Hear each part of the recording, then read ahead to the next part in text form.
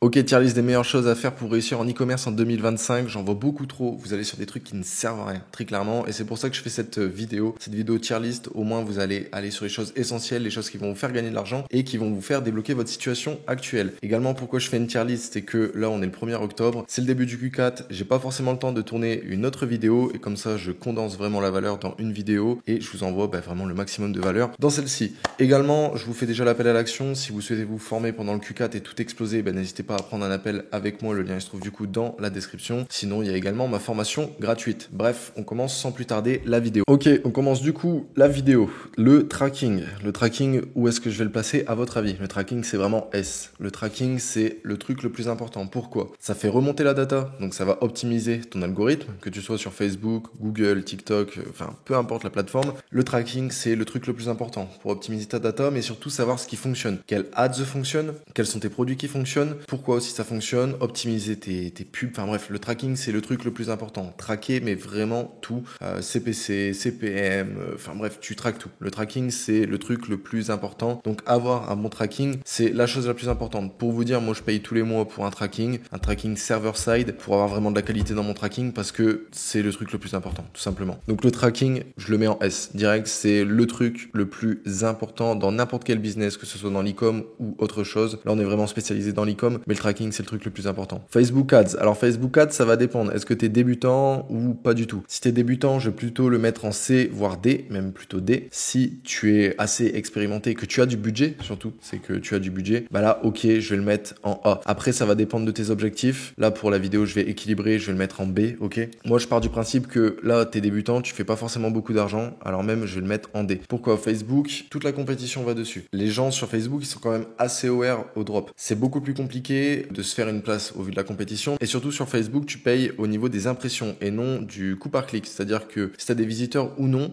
tu t'en fous. Enfin, Facebook s'en fout. Tu vas devoir le payer quand même. Donc vraiment, Facebook, pour moi, si t'es débutant, que t'as pas forcément beaucoup de budget, je mettrais en D, très clairement. Et en plus de ça, les gens sur Facebook, ils ont pas forcément envie d'acheter ton produit. Ils sont plus là pour scroller sur les réseaux sociaux. À l'inverse, Google Ads, si t'es débutant, Google Ads/Google, je le mettrais en A, voire S tier. Je vais le mettre plutôt en A. Pourquoi? Google Ads, les gens, ils sont aware. Ils recherchent ton produit, donc tu retires cette phase de découverte du produit, etc., comme on peut avoir sur Facebook. Les gens sur Google, ils sont pas là pour se divertir, ils sont juste là pour rechercher un produit ou faire une recherche sur autre chose. Mais la plupart du temps, s'ils viennent sur ton annonce, en tout cas sur ton site, ils ont recherché ton produit. Donc ils sont déjà chauds à sortir la carte bleue, contrairement à Facebook, où c'est beaucoup plus compliqué. Donc Google Ads, si t'es débutant, vraiment, je le mets en A. Je vais pas le mettre en S parce qu'il y a des choses qui sont quand même plus importantes là-dedans, mais voilà, vraiment, Google Ads, je le mets en A. Page produit, je vais le mettre en A. Pourquoi? Page produit, c'est pareil. C'est ce qui va faire convertir les clients et au plus tu convertis mieux, au coup, ton coût par achat baisse. Et si ton coût par achat baisse, tu as plus de marge. Donc, si tu as plus de marge, tu peux aller chercher des gros chiffres, tout simplement. Optimiser sa page produit, c'est très, très important. Et attention, sur la page produit, ça sert à rien d'optimiser. Genre, si tu as un taux de conversion à 2% et que tu veux le faire passer à 3, ça sert à rien d'aller optimiser ce qui se trouve en dessous du bouton ajouter au panier. Les gens, 80% des gens, ne descendent pas en dessous de ton bouton ajouter au panier. Donc vraiment, tout ce qui se trouve au-dessus, c'est à optimiser. Et justement, tout ce qui se trouve au-dessus, c'est les images produits. Et les images produits, je vais le mettre en S. Pourquoi? C'est le truc le plus important. Ça fait augmenter ta valeur perçue. Les gens ne lisent plus, ils regardent que les images produits maintenant. Tu peux installer une application qui s'appelle Vitals. Tu peux regarder la rediffusion des visiteurs et tu verras que les gens, ils ne lisent plus. Ils sont juste là, ils scrollent tes photos, ils regardent vite fait 2-3 de tes icônes, tes bénéfices entre deux et c'est tout. Vraiment, ils font pas plus que ça. C'est images produits à fond. Donc pour ça, tu peux soit faire des photos avec l'IA, donc potentiellement ChatGPT, mais je recommande pas forcément. Enfin, c'est un peu compliqué, ça va dépendre des produits. Si tu as un produit avec beaucoup vraiment de détails, ChatGPT, ça va être de la merde. Sinon, tu peux utiliser Photoroom qui fait des bonnes photos. En fait, si tu veux faire des ombres IA, etc.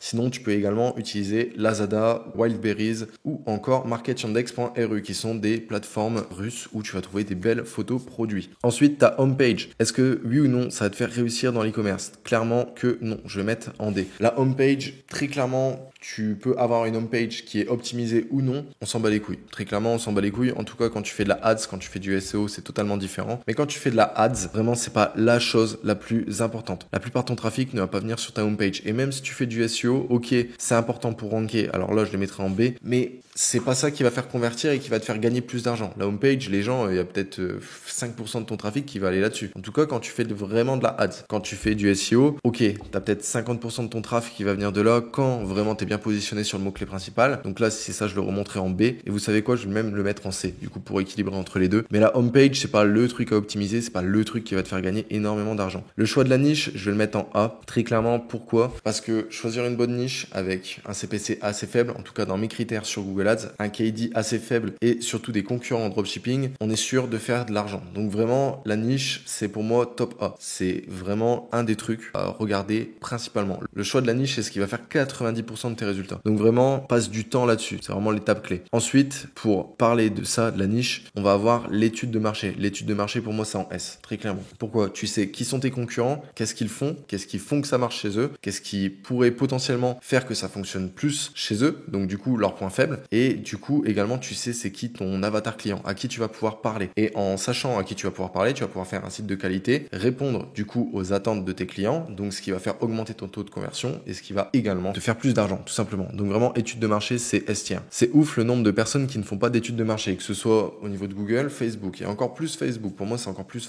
important Facebook parce que les gens, ils sont là pour scroller. Donc, faut vraiment, tu tapes direct dans vraiment le pain point. Vraiment, c'est le truc, le point de douleur, ça doit être tapé direct sur Facebook. Et les gens qui ne font pas d'études de marché, vous êtes vraiment condamnés à ne jamais réussir en e-com, ou alors sur le jeu du nombre, ok, ça a fonctionné parce que vous aurez testé des centaines et des centaines de produits. Si vous êtes sur Facebook, si vous êtes sur Google, vous aurez testé des cinquantaines de niches avant que ça fonctionne et que vous soyez enfin rentable. Donc vraiment, l'étude de marché, c'est le truc à faire. Pour ça, si tu veux faire une bonne étude de marché, tu vas repérer tes concurrents, que ce soit en dropshipping ou en marque, tu vas regarder ce qu'ils font chez eux. Tu vas également regarder s'ils ont des avis, attention, des vrais avis. Donc pour ça, tu regardes les marques. Si t'es en dropshipping, tu peux aller sur Amazon ou alors des sites concurrents à Amazon qui vendent également le même type de produit. Tu récoltes les avis, tu fous ça dans ChatGPT ou alors Claude, ça dépend. Plutôt Claude, il te sortira un meilleur truc que ChatGPT et tu lui demandes c'est quoi les pain points, c'est quoi qui rassure ton client, quels sont les retours négatifs qui reviennent souvent, les retours positifs qui reviennent souvent. Enfin bref, c'est vraiment de creuser et de savoir ok,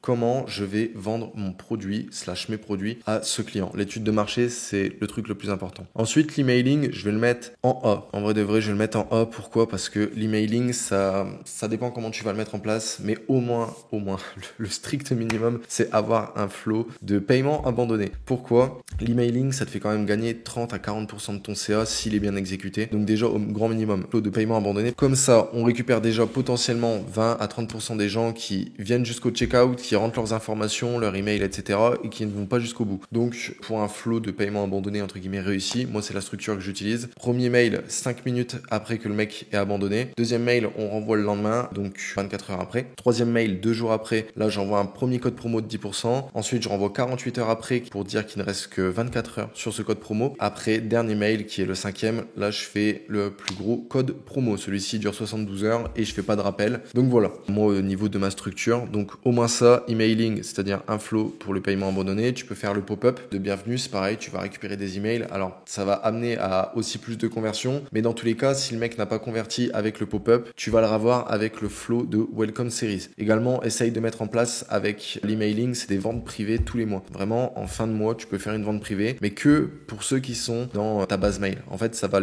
tu vas les chouchouter, surtout tu vas les fidéliser. Et ça, c'est le petit hack. Surtout vraiment essayer d'avoir une vente privée tous les 1-2 mois, vraiment que avec ta base mail, tu chouchoutes, tu les fidélises et surtout tu fais plus d'argent. Vraiment, l'emailing te fait pas chier au tout début quand t'as pas forcément beaucoup d'emails, mais quand tu commences à avoir une bonne base mail, bonne, c'est assez petit, 500 quand t'es débutant, 500 mails, tu peux déjà faire un petit peu d'argent. Si tu scales assez fort, 2, 3, 4, 5000, quand t'as une base mail comme ça de 5000 personnes, tu peux déjà aller taper des 1, 2, 3K comme ça facilement avec un petit vente privée. Ensuite, le type de campagne, ça va dépendre, en vrai de vrai, ça va dépendre de ta source d'acquisition. Facebook Ads, en vrai de vrai, on s'en bat un peu les couilles, c'est la créative. Google, c'est différent. Après, que tu sois en PMax Feed Only ou en CPC, c'est juste la manière de gérer la campagne qui va être différente. En vrai, je vais plutôt mettre en B. Si t'es sur Facebook, tu mets en C, t'es sur Google, je vais mettre en B, donc je vais laisser en B parce que moi, je suis principalement sur Google. D'ailleurs, je te le rappelle, si tu souhaites te faire accompagner, n'hésite pas à réserver un appel. Le lien, il se trouve dans la description. Sinon, il y a également la formation gratuite sur Google. Google. Sinon, au niveau du type de campagne, ça va clairement dépendre. Clairement. Donc, c'est pour ça que je le classe en B. Dans tous les cas, au niveau de Google, très clairement, c'est Pmax Feed Only. Tu fais de la search sur tes top mots-clés. Et voilà, tout simplement. Après, il y a plein de petits trucs, de petits hacks. Ça serait trop long, d'en parler tout de suite. La marge, les gars, à votre avis, la marge, c'est quoi?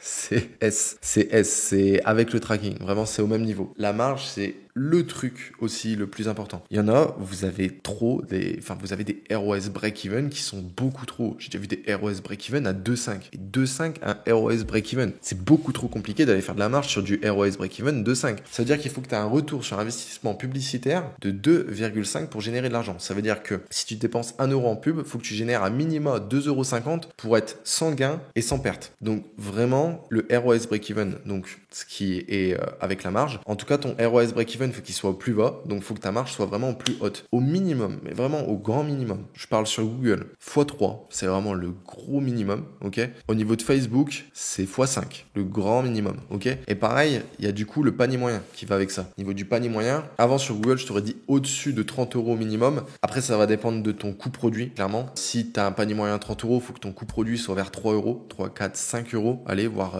7 euros au grand max, tu vois. À l'inverse, en vrai, maintenant que j'ai un peu plus de data qu'avant, je te dirais à minimum 40-45 euros en vrai au niveau du panier moyen. Ok, tu peux aller faire de la marge, tu peux aller faire de l'argent, tu peux aller faire du bénéf quand tu as un panier moyen qui est vers 30-35 euros. J'ai moi-même une niche comme ça, mais c'est la niche entre guillemets où c'est le plus chiant à aller faire de la marge. Très clairement, c'est le plus chiant parce que panier moyen qui est assez bas. Si je spend, je sais pas, 100 euros à la journée, je veux avoir un bon retour sur investissement publicitaire, allez, on va dire un ROS de 3 pour avoir 30% de marge. Ça veut dire que faut que je fasse 10 commandes à la journée. En fait, 10 commandes à la journée, dit comme ça, entre guillemets, ça va. Mais en fait, c'est surtout après, au niveau du back-end, au niveau du SAV, en fait, 300 euros de chiffre d'affaires avec 10 commandes ou 300 euros de chiffre d'affaires avec 2 commandes, en fait, 10 clients contre 2 clients, c'est moins chiant à gérer 2 clients, ce qui est logique. Donc, vraiment, la marge, quand même, le plus important. Déjà pour toi, c'est plus simple d'aller faire du coup du bénéfice quand tu as un ROS break-even qui est très très bas. Pour te dire, mon ROS break-even le plus bas, moi, il est à 1,21 hors TVA. Donc, avec TVA, je crois qu'on tourne aux alentours des 1,40 et quelques, un truc comme ça. Donc pour te dire à quel point c'est simple entre guillemets d'aller pour moi faire de la marge quand c'est comme ça. Donc vraiment la marge, critère numéro 1. Branding, en vrai de vrai, je vais le mettre en B à la limite du A parce que branding,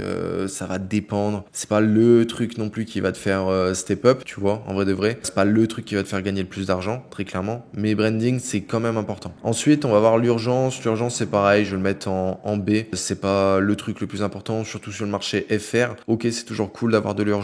Ça fait quand même convertir un peu plus, mais c'est pas le truc numéro 1. Thème Shopify, là, je vais le mettre en B/ à la limite du A. Je vais quand même mettre en B. Pourquoi? Parce que maintenant, en vrai de vrai, ça aurait été il y a un an, je t'aurais dit en A. Parce que les thèmes, c'est ce qui te différencie, etc. Si tu sais pas coder ou quoi. Maintenant, je vais le mettre en B. Pourquoi? Parce que tu peux, avec Horizon, Vaisselle ou encore le thème Atelier qui s'appelle, c'est des thèmes gratuits, tu peux tout custom. Les espaces entre les lettres, les espaces entre les sections, les écarts, enfin bref, tu peux tout faire. Et si c'est combiné au Section Kit, pareil, je t'invite à regarder dans la description, c'est améliorer ton taux de conversion, un truc comme ça, tu regarderas l'intitulé. Bref, c'est plein de petites sections codées que moi j'ai pu faire, tu peux regarder, mais en gros, quand c'est combiné, moi je fais plus que des boutiques comme ça. C'est-à-dire thème gratuit avec le Section Kit, tranquille. Vraiment, chaque lancement avant, mais toute première boutique, c'est-à-dire début d'année, enfin toute première boutique, sur ma stratégie actuelle que vraiment je déploie à fond, mais toute première boutique, je dépensais 300-400 balles dans un thème à chaque lancement, ça me coûtait 3 à 500 euros avec les thèmes, les applications, bref, tout ce genre de choses. Maintenant, ça me coûte 30 balles. Ça me coûte 30 balles. Mon nom de domaine, le thème gratuit que je vais faire, et puis après, on va avoir quelques applications par-ci par-là, genre Shopifast, etc. pour le SEO, et puis mon intégrateur produit, c'est ça, si je le compte, mais ça, c'est un coût variable. Ça dépend du nombre de produits. Donc les thèmes Shopify, je vais le mettre en B.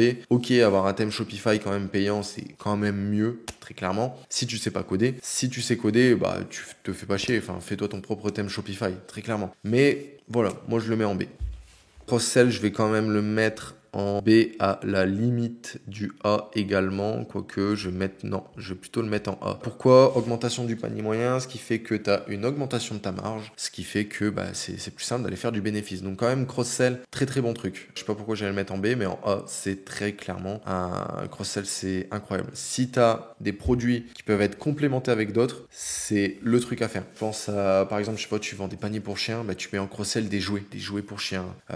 T'es dans la niche des enfants, enfants, je sais pas, tu vends des vêtements pour enfants, tu peux cross-sell avec des chaussures pour enfants. Franchement, cross-sell, c'est un truc de ouf. Tu regardes, de toute façon, toutes les plus grandes marques le font. Amazon, Mark/Marketplace, Gymshark, Zalando, Asos, enfin bref, tout le monde fait des cross-sell. C'est le truc vraiment incroyable quand même. C'est vrai que je vais peut-être même le mettre là, en A, au-dessus des niches. C'est ce qui te fait augmenter ton panier moyen, ta marge, ton bénéfice, enfin bref. Les cross-sell, c'est un truc à ne jamais sous-estimer.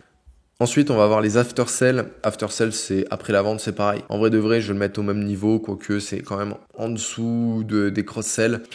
Ça va dépendre quand même. Mais l'after sell, c'est toujours bon. Tu vas récupérer du bénéfice après la vente. Et surtout, ça met pas un frein pendant que le mec est en train d'acheter. Parce que c'est après la vente, le mec, t'as déjà sécurisé un achat. Et le mec, sa carte bleue est déjà rentrée. Il a juste à cliquer sur un bouton et hop, t'as une commande en plus. Donc vraiment, after sell, très très bien. Moi, ce que je fais au niveau de ma stratégie after sell, je vais vous en parler juste après parce que du coup ça va avec ça. La garantie colis, je vais le mettre en A, ça fait toujours 5 € de gratté. En tout cas, ça va dépendre de ta garantie. Moi, elle est entre 3 et 5 €, ça va dépendre. La plupart du temps, je suis quand même à 5 €. En fait, ça va dépendre du prix produit. Mais garantie colis, t'as toujours 5 € de gratté et 5 € de pur bénéf. Parce que dans tous les cas, en France, même en Europe, je crois, on est obligé de rembourser le client si le colis est perdu, abîmé ou des trucs comme ça pendant la livraison. Si tu fais payer la garantie colis, bah en fait, c'est que du bénéf. C'est 5 € de bénéf qui vient dans ta poche. Ok, c'est un truc un peu de pirate entre guillemets, mais on va chercher de l'argent, c'est le plus important, ok. Donc garantie colis, très clairement, je le mets en A. Surtout, mettez-le dans votre panier, ok,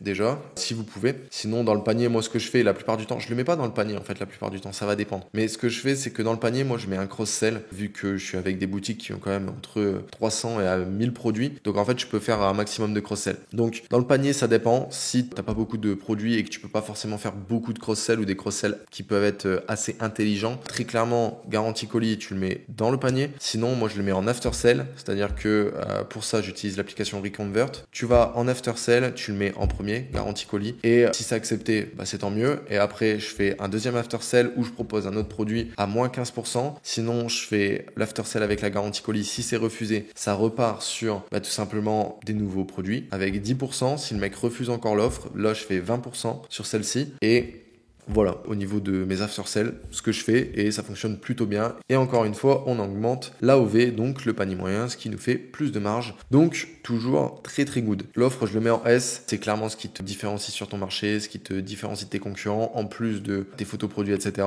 Mais l'offre, c'est le truc le plus important, c'est quand même la chose, entre guillemets, qui va faire décider à ton client si oui ou non il va acheter chez toi. En vrai, l'offre de nos jours, c'est S tier. En vrai de vrai, l'offre, c'est S tier. Tu peux avoir deux produits, c'est les mêmes, mais l'offre est totalement différente. Bah, le mec, il va aller sur l'offre qui est meilleure. C'est tout simplement logique, ok? Donc l'offre, travaillez ça, que ce soit avec des cross-sell, que ce soit avec des cadeaux, des achetez-en deux, obtenez-en un gratuit. Ça fonctionne pas sur tout, ça va dépendre du type de produit. Si t'es sur des produits peu volumineux, 2 plus 1 gratuit, ça fonctionne bien. Je pense à la fashion, type accessoires, genre bijoux, lunettes de soleil, tout ce genre de choses. Je pense aussi tout ce qui est cosmétique, 2 plus 1, ça fonctionne bien. Bref, ce genre de choses. Faites pas des... Vous pouvez faire quand même des 1 plus 1, mais je t'avoue que moi j'ai testé les deux. 2 plus 1 reste meilleur parce que le panier moyen est plus élevé en fait. Et ça convertit à peu près pareil. 1 plus 1 convertit quand même un petit peu mieux, mais on doit être à 0,30 en taux de conversion en plus. Donc vraiment, si vous êtes amené à faire ce genre d'offre, 2 plus 1 c'est le meilleur. En tout cas, quand vous calculez au niveau du RPV, donc du revenu par visiteur, très clairement, 2 plus 1, ça sera meilleur. Et dernièrement, on va voir Ecom Infinite. Ecom Infinite, c'est quoi? C'est mon accompagnement. Et là, je vais le mettre en S tier pour la blague. Bref, sinon, ouais, Ecom Infinite, c'est quand même le truc si vous voulez chiffrer, si vous êtes débutant pour ce Q4. Bref, en tout cas, je vous remercie d'avoir regardé cette vidéo. Dites-moi si vous voulez plus de tier list, que ce soit sur les meilleures habitudes pour réussir ou quoi. Surtout que là, on arrive en plein Q4, c'est clairement la guerre. Donc j'ai pas forcément le time, j'essaie quand même de sortir des meilleures vidéos. Dites-moi également dans les commentaires si vous voulez, qu'est-ce que vous voulez en termes de vidéos, sur quel sujet vous souhaiterez que j'aborde dans les prochaines au niveau de l'e-commerce. Bref, dites-moi tout ça dans les commentaires. Et encore une fois, si vous souhaitez vous former du coup gratuitement à l'e-commerce, n'hésitez pas à regarder le lien qui se trouve dans la description. Ou alors si vous souhaitez directement passer avec moi en one-to-one, n'hésitez pas à réserver un appel. Bref, en tout cas, merci d'avoir regardé cette vidéo et moi je vous donne donc rendez-vous dimanche pour la vidéo vlog de cette semaine.